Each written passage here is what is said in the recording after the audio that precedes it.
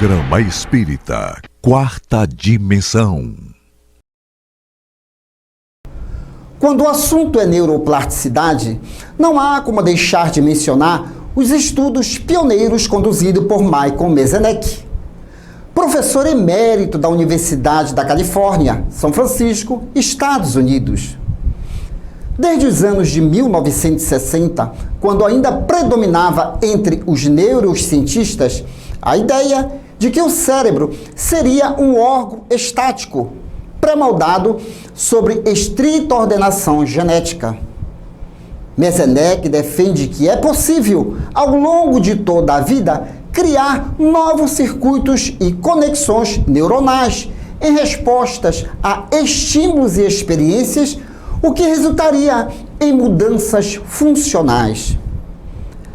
As teorias sobre a neuroplasticidade formulada por Merzenich e outros neurocientistas contemporâneos abriram perspectivas revolucionárias, tanto para as crianças com dificuldades de aprendizagem, como para pessoas com lesão cerebral decorrente de trauma ou de doença como o acidente vascular. Dessa forma, chegamos então à seguinte conclusão: podemos em muito modificar as estruturas do nosso corpo a partir da força de vontade, o qual é acionada por nós, almas imortais. Não desanime, use o atributo da inteligência para tornar-se mais feliz. E tem mais, somos um acúmulo de experiências milenares. O estudo da reencarnação promove esse conhecimento. Pense, repense, avalie tudo e mãos à obra. Afinal, somos herdeiros da imortalidade. O Quarta Dimensão já começou. Revelações no tempo e no espaço. Argumentação, lógica, comparação. Revelações no tempo e no espaço. Interpretação analítica entre a Bíblia e o Livro dos Espíritos. É só uma questão de bom senso. Revelações no tempo e no espaço. Presença agradável do nosso amigo Rui Carlos Chagas, espírita, expositor espírita, faz visita a algumas instituições espíritas e não espírita. E sempre atualizava aí nos mais diversos assuntos que hoje está bombando nas redes sociais. E como sempre, as pessoas perguntam o que o Espiritismo acha disso, daquilo, e nós temos a função. O programa Quarta Dimensão tem essa função de trazer pessoas que venham colaborando sempre para que a gente acredite. Somos um projeto de Deus feito para a felicidade, então não vale desanimar. Meu querido amigo, tudo bem? Tudo bem, irmãos. Prazer estar aqui, hoje muito tempo, da festa, mas que muita alegria voltando ao nosso trabalho aqui na DEPA, somando um pouco no que eu posso fazer para ajudar no desenvolvimento das tarefas dessa nova identidade. Muito bem. Então, Rui, vamos, como diz o Andrade popular, matar a sede de conhecimento dos nossos queridos telespectadores. Livro dos Espíritos, questão 719. O homem deve ser censurado por procurar o bem-estar? E eis a resposta dos imortais. O bem-estar é um desejo natural. Deus só proíbe o abuso, por ser contrário à conservação. Ele não condena a procura pelo bem-estar, desde que não seja conseguido à custa de outras pessoas, nem venham diminuir as vossas forças físicas e morais. Rui, por que nós trouxemos esse assunto? Sabe por quê, Rui? Porque tem muita gente aí que anda fazendo, inclusive, umas propagandas aí, olha, não te preocupa muito com as coisas materiais, esquece, não te apega, cuida só do teu espiritual. Mas eu me lembrei da figura de Jesus. Jesus, ele não disse para a gente não gostar das coisas materiais, pelo contrário. Ele fazia com que a gente apreciasse, que a gente fosse atrás, mas desse devido valor, porque as coisas materiais são transitórias. O que gera dor no ser humano? É querer eternizar a matéria. Não. A partir do momento que nós sabemos que somos seres imortais e que estamos em mais uma reencarnação, se nós estamos no corpo de carne, é para aproveitar, sim, tudo que a carne, que a matéria possa proporcionar a níveis de aprendizagens para a alma. Então fica muito bem claro aqui, Rui, que os espíritos dizem, não é proibido buscar o bem-estar. Aliás, você não gosta de uma boa comida? Sim. Não gosta de vestir aquela roupa para passear com a sua esposa? Sim, sim. E aí, quer dizer que chega alguém, Rui, para com isso, não pode. Não é isso, né, Rui? Rui, diga alguma coisa para os nossos telespectadores aí. Boa noite, queridos telespectadores do programa. A Débora, que estão vendo pelos queridos a todos nós, se aproximando dela, seus conselhos principais. Temos uma coisa importante. Nada do que está na nossa vida de caráter material é por acaso. Sabemos que os bens concedidos por Deus são oportunidades, são recursos que temos para trabalharmos a vida de uma forma melhor, mais equilibrada. E se Deus nos dá a questão de um modo ilícito, que nós não usamos para uma ilícita sem prejudicar alguém, devemos aproveitar os bens. Qual é o problema que tem? Nós irmos a uma praia, nós irmos a uma balada, nós irmos a uma academia. O problema no ser humano é o excesso, é o desequilíbrio. Nós não podemos ter nem um, nem todo, ter um meio da história, uma balança. Então, esse problema é que faz, às vezes, a gente perde o alho, desequilibrar, destruindo os bens dele. Como diz os Espíritos, até mesmo o vosso supérfluo é necessário, o vosso necessário supérfluo, ao contrário. Então, nós temos que atentar para essas questões, que, acima de tudo, vemos que os bens materiais são delegados para nós justamente utilizarmos o equilíbrio, com equidade. Aí você há de dizer, mas aí o Francisco de Assis deixou a roupa, ficou nu, saiu de casa nu. Aquele momento de Francisco era necessário para que tocasse a humanidade da época, da Idade Média, a necessidade do desapego das coisas materiais. Então, na época, a própria religião dominante, na época, ela faltava-se pela valorização dos bens materiais. Ele veio quebrar isso. Veio tentar nos chamar a atenção, mas nos valores espirituais. Outra questão também importante, que você imagina que Jesus andava esfarrapado, mal cheiroso, não tomava banho, isso é um absurdo. Jesus fazia suas higienes corporais normais, tocava suas roupas, penteava os cabelos, afinal, quem tinha de se apresentar em público com equilíbrio. Como é que alguém ia levar aquele para uma pessoa se ele mesmo não tinha equilíbrio? E Rui, fez muito bem você lembrar a figura de Francisco de Assis, agora Jesus, com esse quesito. Eu também achava que Francisco de Assis andava todo esfarrapado. Aí tem um livro de João Luiz Maia, pelo Espírito Miramês, que foi um dos frades.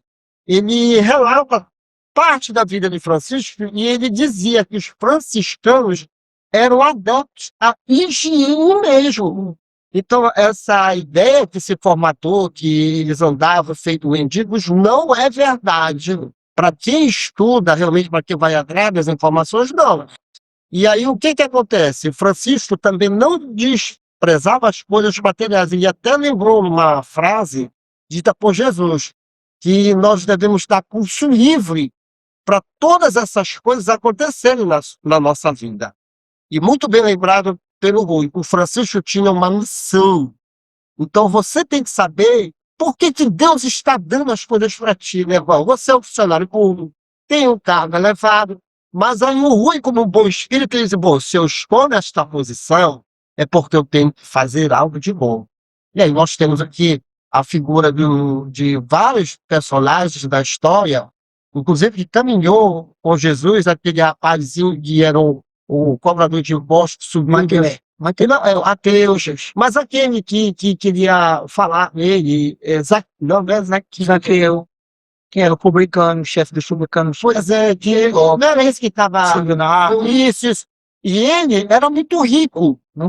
E Jesus disse, desce que eu já voltei na tua casa. E explicou direitinho para ele como lidar com os atributos que ele tinha naquela reencarnação. Então, é isso que o Espiritismo vai mostrar, né, Rick? Que nós nascemos para alguma coisa, né? Uma coisa, não podemos ser pendulários com as coisas divinas. são positivas para nós fazermos com a sociedade. Senão nós estaremos, o famoso camarada que tem um tesouro, só tem um e não esconde. Você levar duas passagens do Evangelho interessantes. A primeira delas é uma frase que Jesus diz: que vale um homem ganhar o mundo inteiro e perder a própria vida. Nós espíritas sabemos que não morremos, a nossa alma não morre. Mas o que é perder a vida? Nós aqui chegarmos e ficarmos escravizados ao mundo de mamão, ou seja, por material.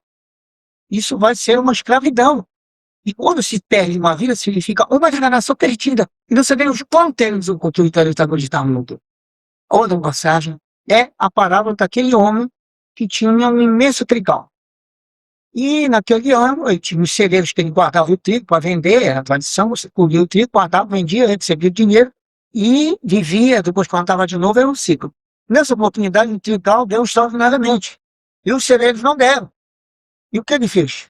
Ele disse: vou derrubar esses 2 celeiros e construir mais 2, porque afinal é muito trigo. E naquela noite, antes de ele se deitar, ele se deitou, né, tranquilo, e disse: agora, meus celeiros estão cheios, eu tenho trigo para 5 anos para não trabalhar. Quando ele saiu do povo, nós sabemos que quando alguém saiu do povo, as espíritas aprendem vocês, o seu espírito protetor apareceu para ele e disse: para que tu está guardando tudo isso? Hoje à noite tu vai voltar para o plano espiritual, para que você vê isso? Então Jesus diz, nessa parábola, que isso vai acontecer conosco quando nós nos aprisionamos, nós já nos prendemos, todos acorrentamos aos mesmos telhados. Eles são necessários, sim, mas eles não podem nos controlar. Nós devemos controlá-los. Esse é o sentido da vida, para que nós possamos aproveitá-los em plenitude com aquele. É uma coisa bastante interessante, porque eu vejo, inclusive, o tormento de algumas pessoas aí que estão deixando escapar oportunidades para realmente servir ao seu próximo, bem próximo e à própria humanidade. Então, vale lembrar a gente sempre consultar a voz da consciência, trancar no nosso quarto íntimo, perguntar a Deus o que é que eu devo fazer com os talentos que tu me deste. Porque cada um, né, em cada um vem uma tarefa. Tanto na miserabilidade como na opulência, nós somos almas e reencarnamos, voltamos para dar continuidade a uma evolução. Então, cara, foi muito oportuno, inclusive, esse diálogo com você, porque, inclusive, tem pessoas aí indecisas. O que fazer? Quem eu devo ouvir? Quem que deve ouvir? Eu me ouvia a consciência. A consciência. Conversar com Deus, orar. Então, não fiquem tristes, mas vejam os atributos que você tem para que você realmente possa desempenhar. E não ande imundo, porque sabe qual foi a grande falta de interpretação? É que ninguém entendeu o que Francisco e Jesus falava da questão da humildade e simplicidade. Como até os dias de hoje, né? O pessoal acha que simplicidade e humildade é miserabilidade e ficar desprovido. Não. Estava falando das coisas da alma. Não. Simplicidade da alma e humildade, né? Exatamente. Que nós não esqueçamos de um fator importante. Nós espíritas sabemos que um dia vamos sair do corpo físico, vamos para a nossa pátria. Então não podemos ficar pegos nas cadeiras, nas mesas, nos carros. Eles estão conosco, mas não são nossos. Quando a gente se atera nas coisas, nós vamos ficar no umbral, que é um umbral. Que título umbral é inferno? Não existe. Espírita não pode acreditar no umbral, que é inferno. O umbral é uma porta que nós vamos passar e vamos ficar presos se estamos presos nas coisas materiais. Então que nós aproveitemos sem nos escravizar. Controlando-os, mas não sendo controlados por eles. Muito bem. Vamos aprender mais? Sim, porque ele está à porta aí. O palhaço Chantilly e toda a sua equipe no Clube da Alegria Espírita. Depois eu volto.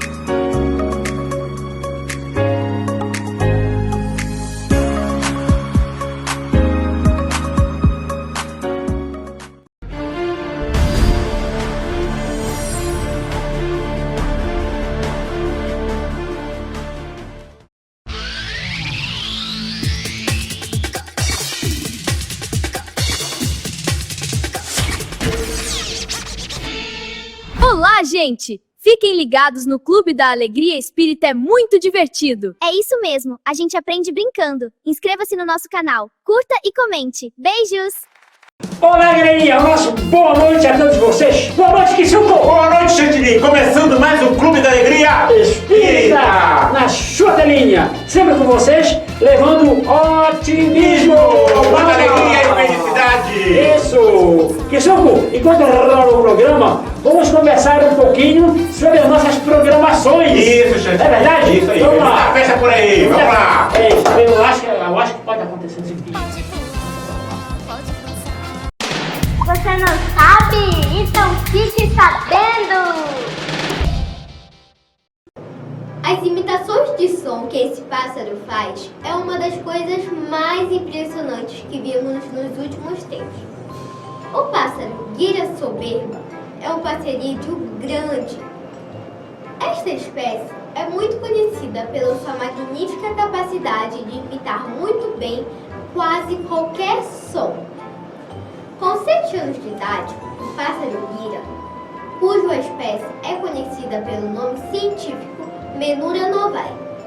Ele vive no zoológico de Taronga, na cidade australiana de Sydney. E tem o nome perfeito para sua incrível habilidade, eco. Eco também vem imitando perfeitamente o som de uma furadeira, alarme de incêndio e também choro de bebê. Curiosamente, o órgão responsável pela reprodução de sons entre pássaros é especialmente simples na espécie chamada de siringe. Vejam só uma das imitações deste pássaro.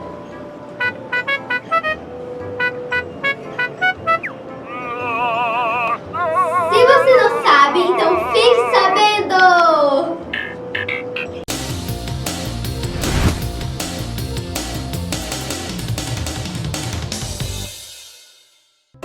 Olá, gente! Boa noite! Estamos retornando agora em 2023. E hoje vamos dar continuidade ao nosso assunto de obsessões.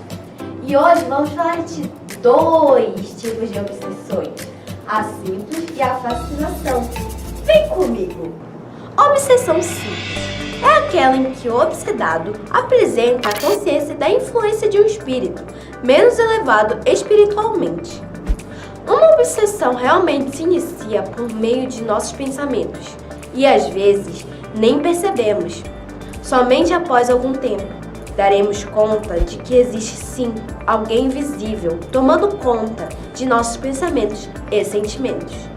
É preciso ficar ligado nos momentos de fixação de ideias, desconfianças excessivas, insegurança pessoal, perturbação interior, momentos de tristeza, raiva, angústia, enfim, qualquer comportamento estranho que foge de nossa serenidade divina. Fascinação. As consequências são mais graves desse estágio.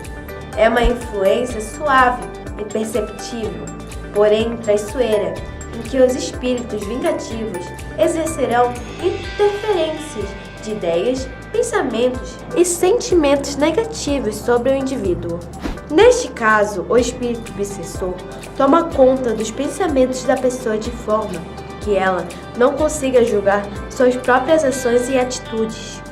O espírito obsessor consegue inspirar na pessoa uma confiança cega, ou seja, por pior que seja determinada situação, aos olhares dos outros. Para o obsedado, tudo está normal e equilibrado. Bom, gente, por hoje é só. Até o próximo domingo com mais um Ciência Espírita Kids. Tchau!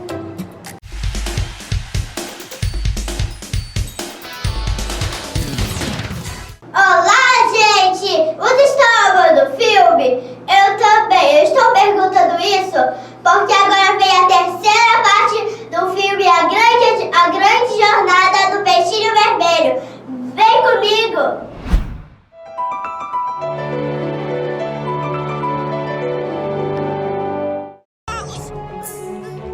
Assim Vermelhinho se pôs na mesma difícil marcha de retorno ao lago que habitava antes.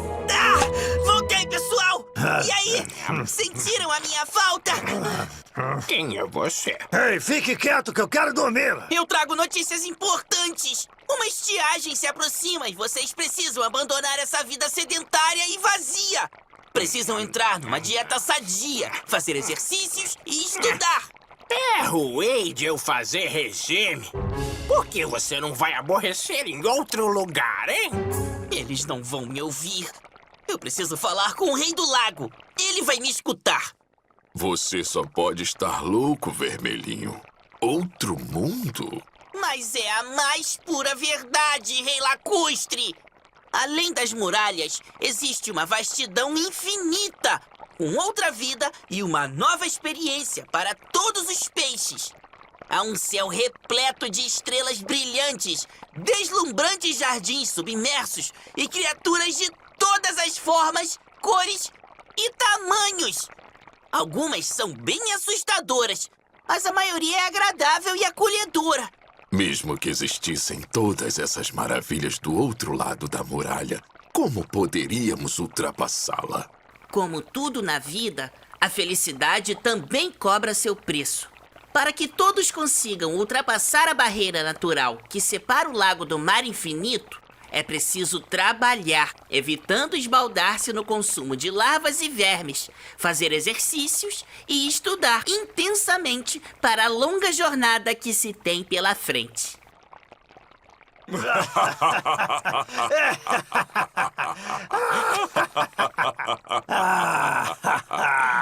Não seja ridículo, Vermelhinho. Nosso lago é o centro do universo e ninguém leva uma vida tão boa quanto a nossa. Você é um tolo, Vermelhinho. Isso tudo são delírios de sua mente perturbada. Vá embora e não nos aborreça mais. Vocês precisam acreditar em mim. O lago, a estiagem. Vermelhinho não conseguiu sensibilizar os peixes do lago e durante algum tempo tudo pareceu correr sem mudanças.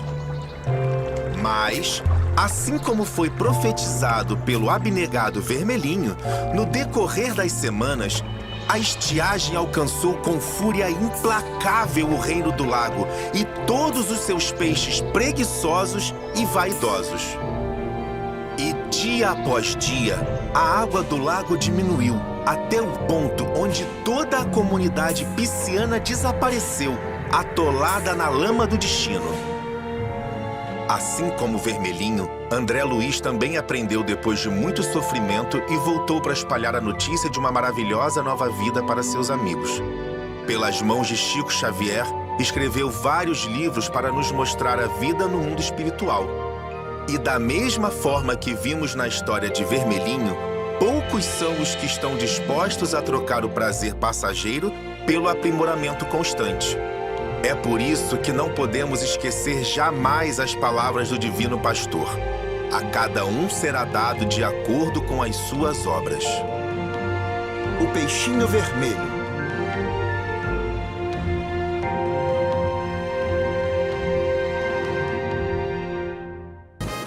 Bom, que Silvio, chegando já ao final aqui do nosso quadro infantil, e vamos agora aos nossos... Abraço! O abraço vai para o David. David, ele é um mototaxista, é um grande amigo nosso. Nosso amigo da pedreira. Isso, e a filhinha dele, né? A Bruna. Isso, uma salva de palmas. Um abraço, David, e Bruna também. Aqui tem vários abraços, gente. Tive que trazer o celular porque não vai dar, não ia nem lembrar. Júlia Oliveira, Juliana Oliveira, Rayane Andrade, Yasmin Andrade, Moisés, Matheus, todos do bairro do Tapanã. E a vocês que nos assistem sempre. E até o próximo domingo. Tchau!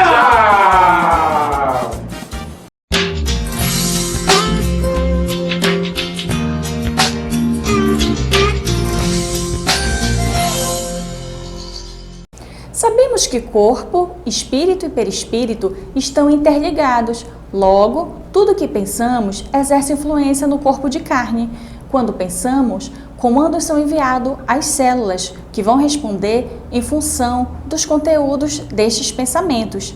Por isso, devemos tomar cuidado com as informações que nos chegam, porque se não soubermos trabalhar esta informação, podemos absorvê-la de forma negativa, ocorrendo a transferência de cargas deletérias ao corpo de carne. Quando isto acontece, o corpo de carne pode manifestar sintomas físicos como resposta, porém sem nenhum distúrbio identificado quando realizado exames médicos. É o que chamamos de somatização. Então, que possamos manter pensamentos serenos, equilibrados e coerentes para termos uma vida mais saudável. E essa foi a nossa dica de saúde de hoje. E chegamos ao término desta edição. Você quer adquirir os livros indicados neste programa e outros livros espíritas? Basta entrar em contato pelo WhatsApp 98267-6756 e boa leitura! Boa noite, Pai. Termino o dia e a voz entrega o meu cansaço. Obrigado por tudo e perdão. Obrigado pela esperança que hoje animou os meus passos, pela alegria que vi nos rostos das crianças. Obrigado pelos exemplos que recebi dos outros. Obrigado também pelo que me fez sofrer. Obrigado, porque naquele momento de desânimo lembrei-me de que vós sois meu Pai. Obrigado pela luz, pela noite, pela brisa compreensiva e carinhosa. Obrigado pela comida que pelo meu trabalho ajudei a conquistar, que foi servida na mesa da nossa família. Obrigado pela compreensão, pelo amor que encontrei nas pessoas de casa. Obrigado por tudo, Senhor. Assim seja.